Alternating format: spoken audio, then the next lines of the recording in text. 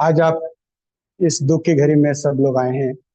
तो भाई गुप्ता, बहन मर्लिन, सिस्टर की तरफ से आप सभी को बहुत बहुत शुक्रिया कहते हैं। इस दुख की घड़ी में आप सभी लोगों को आए हैं।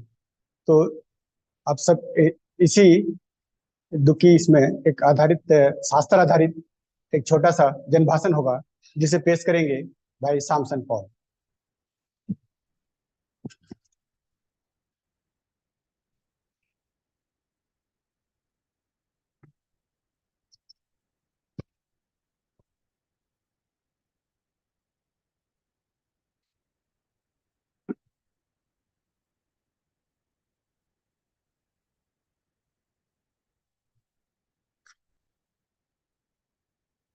हम सब एक दुखद घड़ी में यहाँ पर हाजिर है.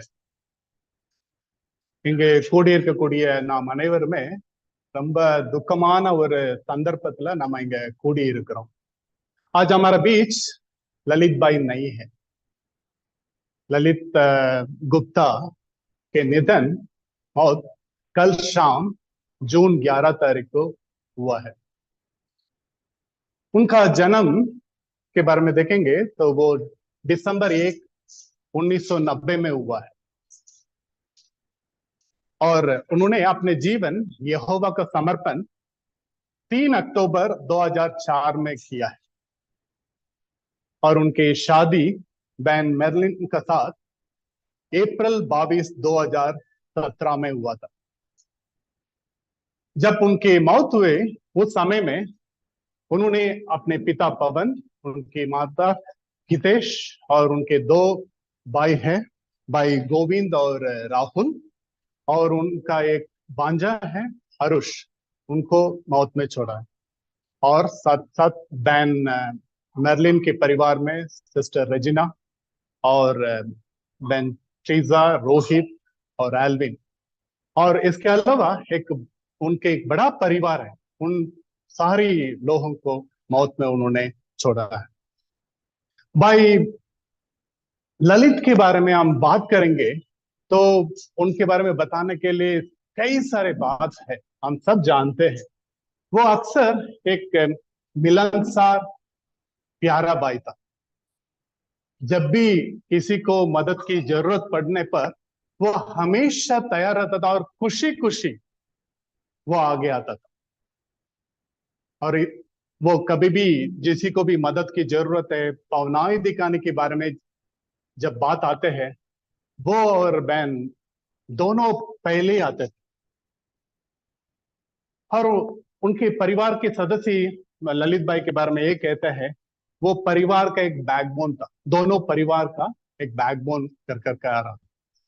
और आध्यात्मिक बातों में क्या है, वो हमेशा सुबह से शाम तक, वो उसके बारे में देखेंगे तो जिसको भी वो मिलते हैं, काम करने की जगह में हो, दोस्तों के बीच में हो, वो हमेशा परमेश्वर के मकसदों के बारे में हमेशा बताता रहा. परमेश्वर की उस बेहतरीन आशा के बारे में हमेशा वो बताता रहा. और जब भी उसके समय मिलते थे वो एक स्वयं सेवक के नाते जो एलडीसी में भी वो काम कर रहा था. ऐसा बहुत सारी खूबियां भाई के पास था. वो बहुत सारी अच्छे अच्छे बात, इधर हाजिर हुए कई सारे भाई बहन आपस में बात कर रहे थे. लेकिन ऐसे एक प्यारा भाई को हमने मौत में खोया है. जी हाँ, मौत हम इंसानों का एक दुश्मन है. जब हमारा प्रियजनों को, हमारा अजीजों को जब हम मौत में खोते हैं, हमें हमें बहुत दुख होता है. ये स्वाभाविक बात है, क्योंकि इस दुख को भरपाई करना हमारे लिए आसान बात नहीं है. परमेश्वर के बेटा यीशु मसीह जब धरती पर था, उनका भी दोस्त लाजर जब मरा था, उस समय में उन्होंने कैसे महसूस किया है. क्यों ना हम इस अवसर पर हम उस आयत पर ध्यान देंगे. मेरे साथ आप आपका पवित्र शास्त्र खोल सकते हैं. यहाँ पर यूहन्ना इसका 11 अध्याय का 33 से 35 आयत पर आप ध्यान दे सकते हैं. Book of John chapter 11 verse 33 to 35. யோவான் 11ஆம் அதிகாரம் 33 முதல் 35 வசனம். இங்க இயேசு பூமியில் இருந்த பொழுது தன்னுடைய நண்பனை இழந்த போது எவ்விதமாக உணர்ந்தார்ன்றத இந்த வசனம் சொல்லுது. कृपया इस आयत पर ध्यान दे सकते हैं. जब यीशु ने उसे और उसके साथ आए हुए यहूदियों को रोते देखा तो उसने गहरी आए भरे और उसका दिल भर आया. उसने कहा, तुमने उसे कहां रखा है? उन्होंने कहा, प्रभु आ और आकर देख. यीशु के आंसू बहने लगा. जी हाँ, यहाँ पर हम देख सकते हैं परमेश्वर का बेटा यीशु मसीह अपने दोस्त को देखते ही उसको वो रोने लगा करके बताया. आज हम सब ऐसे ही हालत को हम सामना कर रहे हैं. हमारा दिल भरा हुआ है, हम सब बहुत दुखी हालत में. लेकिन हमारा प्यारा परमेश्वर यहोवा भी आप और मैं जो जैसे महसूस करता हूं ऐसे ही वो भी महसूस करता है. वो हमारा जीवन दाता है, हमारी दिल की बातें वो जानता है, वो हमसे प्यार करता है और दयालु परमेश्वर होने के नाते वो हमें दिलासा देना चाहते हैं. वो अपना वचन बाइबल में इस बारे में क्या कहता है? वो वादा कर रहा है, यहोवा टूटे मन वालों के करीब रहता है, वह उन्हें बचाता है जिनका मन कुचला हुआ है. यहाँ पर हम यहोवा परमेश्वर के जो भावनाएं, फीलिंग्स हम देख पाते हैं, हम समझ पाते हैं. लेकिन यहोवा हम सबको दिलासा देना चाहते हैं, वो क्योंकि वो हमारा प्यारा पिता है. आज यहोवा परमेश्वर अपना वचन के जरिए हमें दिलासा दे रहा है. यहोवा परमेश्वर हमारा दुख की हालत, हमारी हालत को अच्छा जानने की वजह से वो हमें मौत के कारण के बारे में भी पवित्र शास्त्र बाइबल में दर्ज कर रखा है. जब इंसान को परमेश्वर ने जो बनाया, सृष्टि किया है, उस समय में परमेश्वर की उद्देश्य में मौत नहीं था. लेकिन दुख की बात है, हमारा जो पहले माता पिता आदम और हव्वा ने परमेश्वर की बात ना मानने की वजह से और परमेश्वर के खिलाफ जाकर बगावत करने की वजह से आज धरती पर मौत आया है, पाप और मौत आया है. उस वजह से आज उनकी संतान होने के नाते भी हम भी उसका सामना करना पड़ता है. इस सच्चाई को पवित्र शास्त्र बाइबल क्या बताता है? कृपया मेरे साथ उस आयत पर आप ध्यान दे सकते हैं. रोमियो इसका 5 अध्याय की 12 आयत कहता है, रोमन्स चैप्टर 5 वर्स 12, ரோமர் 5ஆம் அதிகாரம் 12வது வசனம், மரணம் எவ்விதமாக இந்த பூமியில வந்துச்சு அப்படிங்கிறத சொல்லுது. इसलिए एक आदमी से पाप दुनिया में आया और पाप से मौत आई और इस तरह मौत सब इंसानों में फैल गई क्योंकि सबने पाप किया है. தமிழ்ல பாத்தீங்கன்னா, ஒரே மனுஷனால் பாவமும் பாவத்தினால் மரணமும் இந்த உலகத்தில் வந்தது. இப்படி எல்லா மனிதர்களும் பாவம் செய்ததால் मरणम எல்லா மனிதர்களுக்கும் பரவியது என்பதா சொல். सो इस आयत में परमेश्वर यहोवा ने मौत आने के कारण के बारे में दर्ज कर रखा है और ये जानने की वजह से, मौत के कारण हम जानने की वजह से जरूर हमें दिलासा मिलते हैं. दोस्तों, इतना ही नहीं, आज हमारा दोस्त हमारा बीच में नहीं है, वो मौत की नींद में सो रहे हैं. कई बार हम जो लोगों से समाज में हम बात करते हैं, लोग ये सोचते हैं जब एक व्यक्ति मौत हो जाता है या मरण हो जाता है, वो सोचते हैं उनके अंदर से कोई अंश निकल जाता है और दूसरे जगह जाकर बस जाते हैं, उधर जीते हैं. लेकिन पवित्र शास्त्र बाइबल इस बारे में भी सटीक जानकारी हमें देता है. मौत ये जो कंडीशन में हम इंसानों को क्या होता है इस बारे में बताते हैं. कृपया आप मेरे साथ सभा उपदेशक इसका 9 अध्याय का 5 और 10 आयत पर आप ध्यान दे सकते हैं. பிரசங்கி 9ஆம் அதிகாரம் 5 மற்றும் 10 வசனங்கள். இந்த வசனம் மரணம் எவ்விதமாக மனித வர்க்கத்திற்கு வந்தது அப்படிங்கிறதையும் ஒரு மனிதன் மறக்கும் போது என்ன சம்பவிக்கிறது என்பதை பற்றி சொல்லு. कृपया सभा उपदेशक 9 अध्याय की 5 और 10 आयत पर आप ध्यान दे सकते हैं. ये आयत कहता है, जो जिंदा है वो जानता है कि वे मरेंगे, लेकिन मरे हुए कुछ नहीं जानते और ना ही उन्हें आगे कोई इनाम मिलता है, क्योंकि उन्हें और याद नहीं किया जाएगा. और आप 10 आयत पर भी आप ध्यान दे सकते हैं. 10 आयत कहते हैं, तो जो भी करे उसे जी जान से कर, क्योंकि कब्र में जान तो जाने वाला है, वह ना कोई काम है, ना सोच विचार, ना ज्ञान, ना ही बुद्धि है.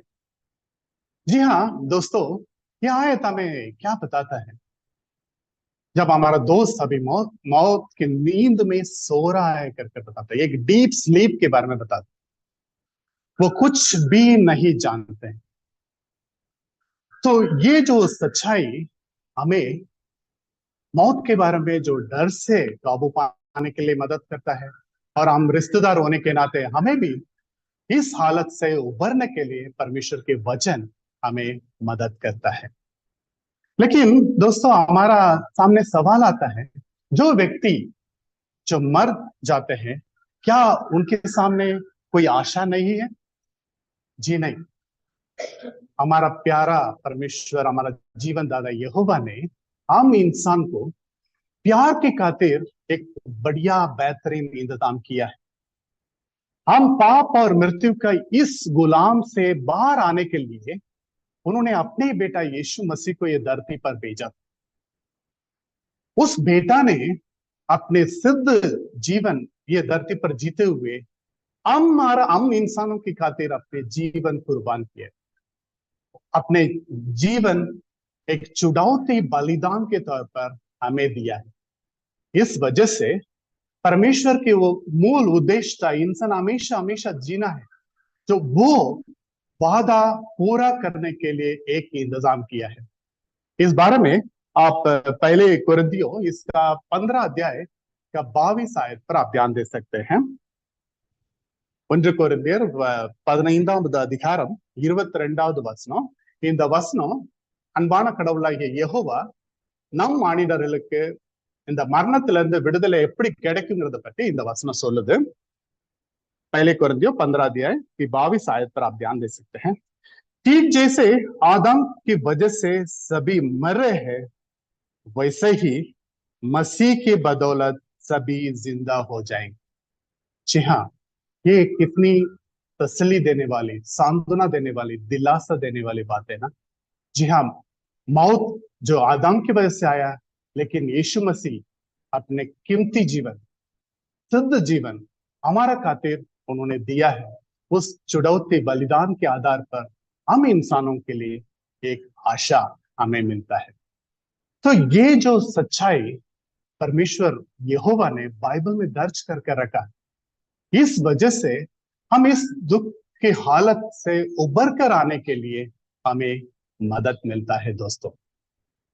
लेकिन हमारा सामने सवाल आता है, यहाँ हाजिर रहने से हमें क्या फायदा हो सकता है?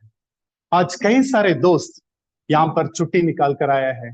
कई जो रिश्तेदार चेन्नई, इंदौर, अलग अलग जगह से यहाँ पर आए हैं.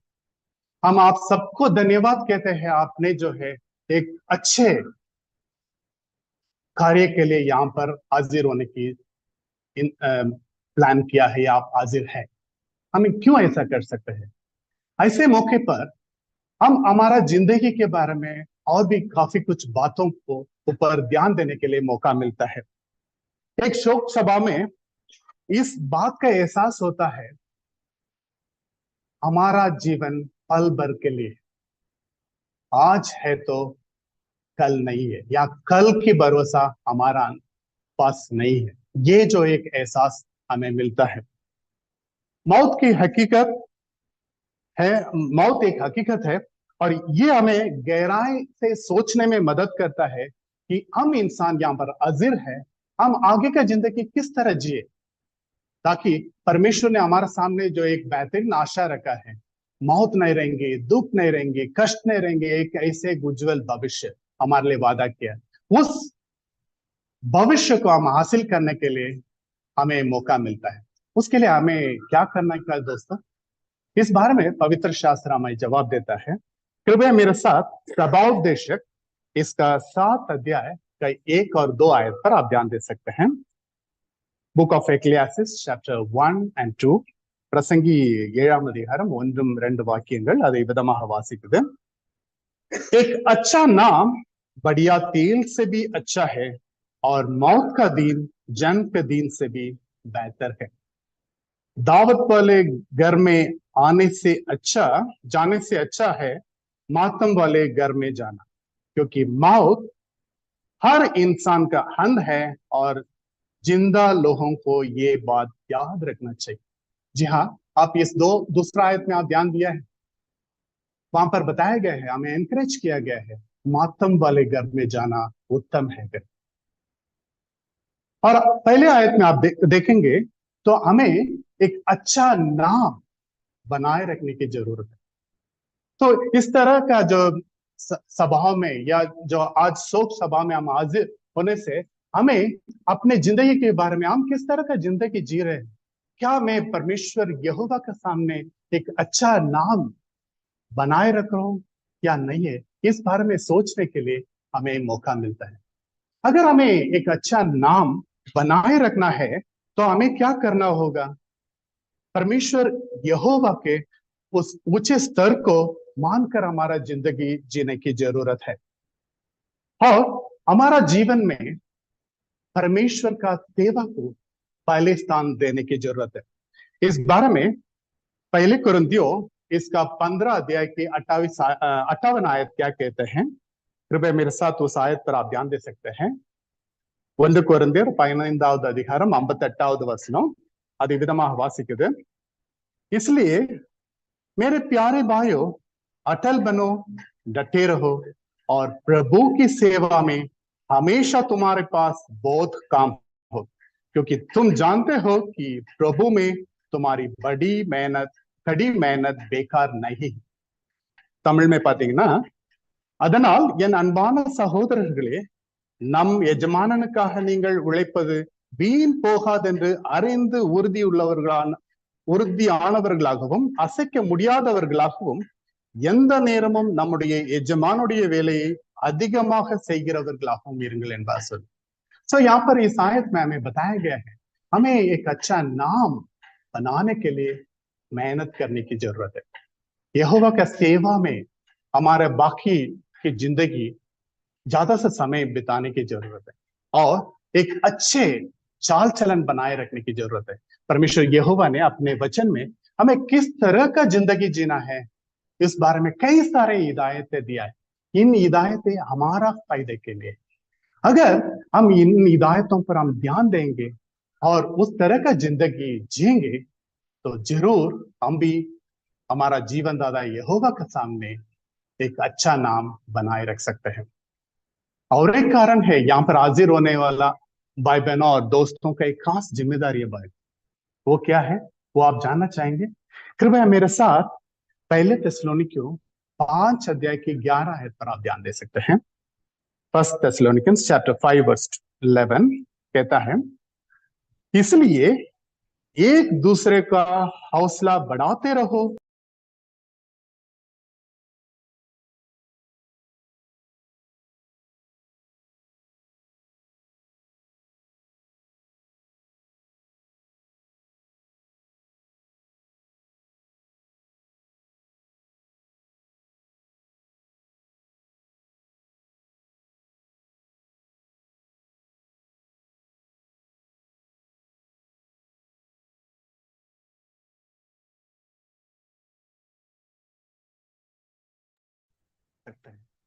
आने वाला दिनों में वे लोग इस दुख की हालत से उबर कर आने के लिए हमें उनके साथ बैठकर हम टाइम स्पेंड कर सकते हैं, उनके दिल की बातें आप सुन सकते हैं। अगर आप दूर दराज में हैं तो आप फोन से उनसे बात कर सकते हैं, ताकि वे जल्दी से जल्दी इस आशा पर ध्यान लगाते हुए इस दुखी हालत से उबर कर बाहर आ सकते हैं। और एक तरीका क्या है, जब भाई बहन एक दूसरे से मिलते हैं, इस बढ़िया आशा जो यहोवा परमेश्वर ने पवित्र शास्त्र बाइबल में रखा है, इस आशा का बारे में उनके साथ बात कर सकते हैं। इस तरह करने से हम इस आयत में बताए गए बात के अनुसार हम एक दूसरे को हौसला बढ़ाने वाला बन सकते हैं। सबसे बढ़कर हमारा प्यारा पिता आपसे क्या कहना चाहते हैं, कृपया मेरे साथ भजन 9 अध्याय की 9 और 10 आयत पर आप ध्यान दे सकते हैं। சங்கீதம் 9ஆம் அதிகாரம் 9 மற்றும் 10 வசனத்துல பார்க்கலாம். அந்த வசனம் இதுவா வாசிக்குது. यहोवा सताए जाने वालों के लिए ऊंचा गढ़ बन जाएगा, मुसीबत की घड़ी में ऊंचा गढ़ बन जाएगा। तेरा नाम जानने वाले तुझ पर भरोसा रखेंगे। ये यहोवा जो तेरे खोज करता है, उन्हें कभी नहीं छोड़ेगा। तो इस आयत से यहोवा परमेश्वर हमें साफ साफ हमसे बात कर रहा है। वो हमारा दृढ़ गढ़ है, वो दिलासा देने वाला परमेश्वर है। तो यहाँ पर यहोवा परमेश्वर हमें गारंटी दे रहे हैं, इस हालत से बाहर आने के लिए वो हमें मदद करे। तो हमारा तरफ से क्या करना होगा, हमें यहोवा से प्रार्थना से विनती करते रहना। जो गुप्ता बाई के परिवार, रजना बहन के परिवार, नरलीन, ट्रीजा और बाकी सभी परिवार का सदस्य यहोवा से प्रार्थना में लेकर रह सकते हैं। और आप भाई बहन भी उनको हिम्मत बढ़ाने के लिए और इस दुख की घड़ी से बाहर आने के लिए आप भी उनके लिए प्रार्थना कर सकते हैं। इस तरह आप जो है अपना प्यार उनके साथ बांट सकते हैं, जाहिर कर सकते हैं। जी हाँ, यहाँ पर हमने देखा है इस भाषण के दौरान यह परमेश्वर यहोवा ने हमें अपने वचन के जरिए हमें दिलासा दे रहा है। तो आप सभी को इस शोक सभा में आप सभी ने हाजिर हुए हैं, अलग अलग जगह से आए हैं। हम भाई गुप्ता परिवार और बहन रजना परिवार की तरफ से आप सबको हम धन्यवाद कहते हैं। हम इस शोक सभा को एक गीत गाकर प्रार्थना से समाप्त करेंगे। उसके बाद आप जो है और एक बार आप देख सकते हैं और 5 मिनट के बाद यहाँ से हम फ्यूनरल ग्राउंड पर लेके जाएंगे। तो कृपया आप आपका मोबाइल में गीत क्रमांक 145 आप देख सकते हैं, सॉन्ग नंबर 145। आप खड़े होकर हो सकते तो खड़े होकर ये गीत गा सकते हैं और हमारे लिए जो है प्रार्थना करेंगे भाई भाई।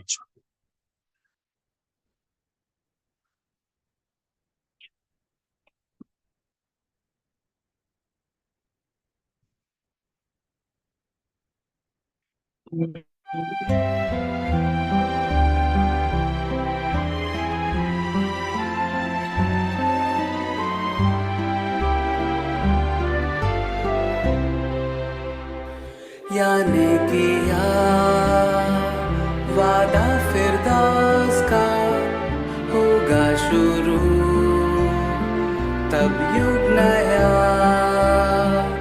उदय होगा, सूरज खुशी का गम का बादल छट जाएगा, जल्द आएगा। फिरदौस यहाँ हकीकत है, ना ये सपना आरज़ू यही है, यीशु की करेगा वो या की मर्जी।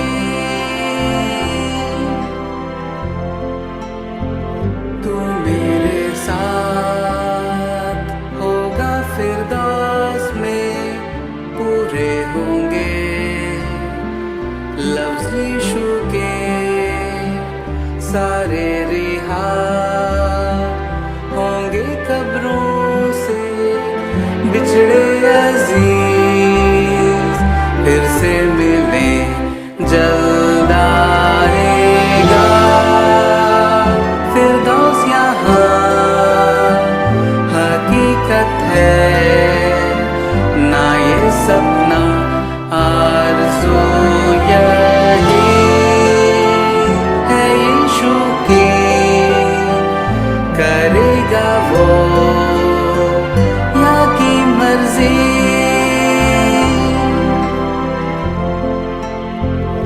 अब है यीशु राजा हमारा, करिश्मा जल्द दिखाएगा, माने एहसान यहोवा तेरा, तूने प्यारा राजा चुना, जल्द आएगा। फिरदौस यहाँ हकीकत है, ना ये सपना आरज़ू यही है यीशु की, करेगा वो या की मर्जी।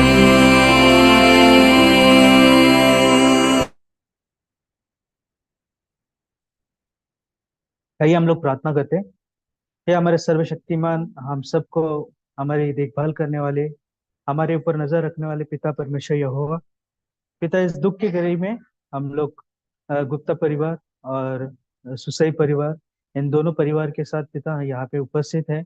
ये एक बहुत ही दुखद घटना है हम सब के लिए, जो उनके नजदीकी रिश्तेदार है भाई ललित के, साथ ही जो दोस्त रिश्तेदार यहाँ पे भाई ललित ने बनाए थे।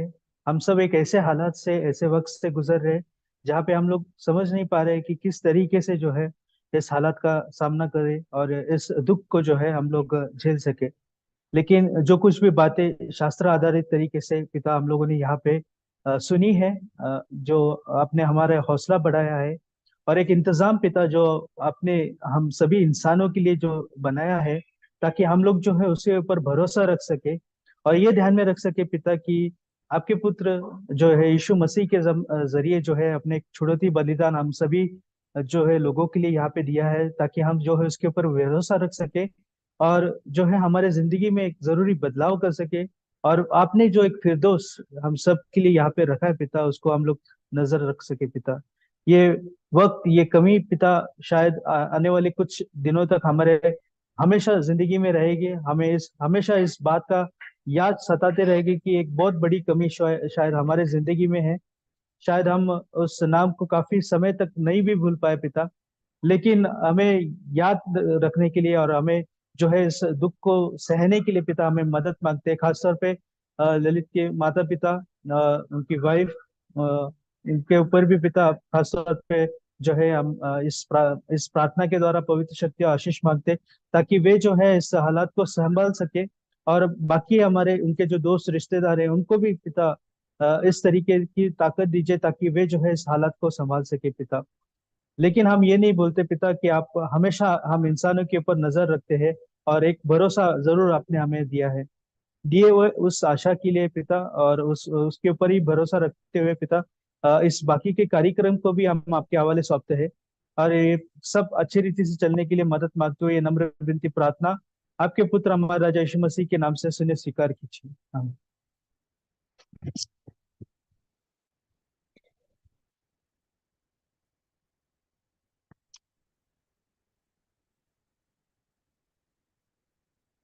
आप दोस्त लोग लेफ्ट साइड से आके राइट साइड में जा सकते हैं।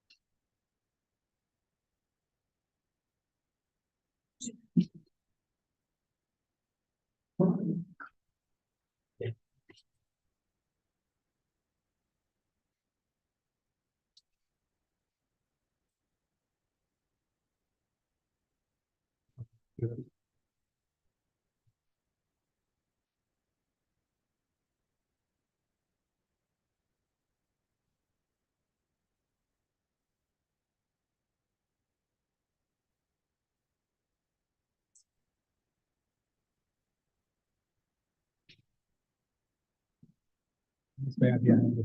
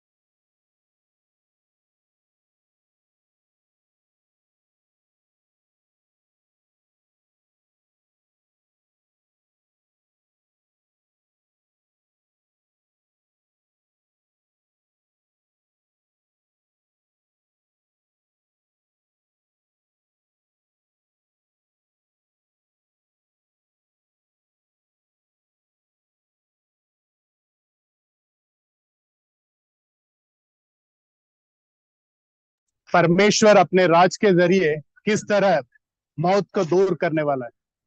परमेश्वर इधर वादा कर रहा है इस बारे में। पहले कोरिन्थियों 15 अध्याय का 54 और 55 आयत में जो परमेश्वर के वादा को ऊपर आप ध्यान दे सकते हैं। ये कहता है, मौत को हमेशा के लिए निगल लिया गया है।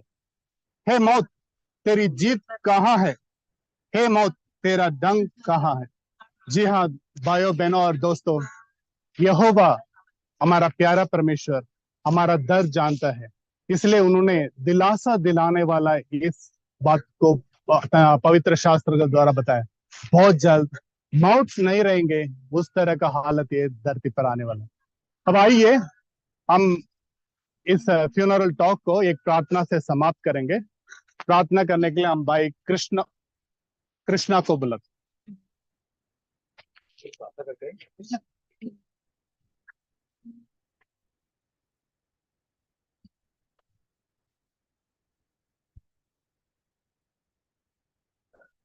प्रार्थना करेंगे। सर्वशक्तिमान परमेश्वर, पूरी दुनिया जगत को बनाने वाले, हर जीवित के जीवन के प्राण के श्रोता, पूरी धरती आकाश में जो भी जीवित है परमेश्वर, आपकी बदौलत ही हम जिंदा है पिता। आपने बेहतरीन एक आशा दी है। बहुत जल्द आप हमारे दुश्मन हम इस मौत को दूर करने वाले परमेश्वर, जो आज हम दर्द सह रहे हैं, जो दुख तकलीफ हमें है और जो रोना बिलखना है परमेश्वर, बहुत जल्द आप इस सबको मिटा देने वाले हो और हम कभी भी अपने अजीजों से नहीं बिछड़ेंगे परमेश्वर। और हमेशा हमेशा के लिए इस धरती का मजा लेने वाले उस बात के लिए आपको हम उस शानदार एक आशा के लिए हम आपको धन्यवाद देते हैं परमेश्वर। जो भी हम इकट्ठा हुए, हमें मदद दीजिएगा पिता, ताकि भाई ललित और उनके परिवार, सिस्टर मैलिन और उनके परिवार को हम दिलासा दे, उनको प्यार जताए, उनको गम को भूलने के लिए हम पूरी उनको मदद दें परमेश्वर। आपसे सहायता चाहते हैं। साथ ही आप ही उनको दिलासा देना परमेश्वर, उनको बांधना, उनको मदद देना पिता, ताकि इस दुख की घड़ी में वो मजबूत बने रहे और आपके प्यार में हमेशा वो आपके हाथों के नीचे हमेशा आगे की जिंदगी बिताए परमेश्वर। उनको मदद देना परमेश्वर। इस सभी बातों के लिए हम आपको धन्यवाद देते हैं और जो भाई बहन आए हैं उन सभी पर आपका आशीष मांगते हैं। हमारी सारी गलतियों को भी माफी कीजिएगा पिता। और ये विनती हमारे राजा, जो बहुत जल्द इस पूरी दुनिया में जो भी जितने भी सोए हैं पिता कब्र में, उनको उठाने वाले राजा यीशु के नाम से आपको सौंपते परमेश्वर, सुने स्वीकारिएगा। आमीन। सोना सोना सोना मत करो बाबू, ऐसा सोना सोना मेरा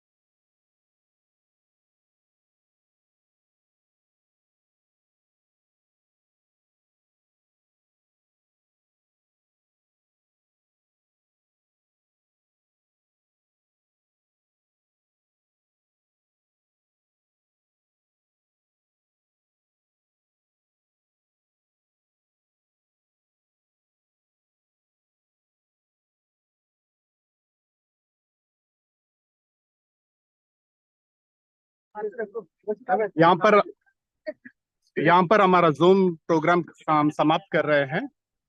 thank you very much brothers and sisters and friends. Sorry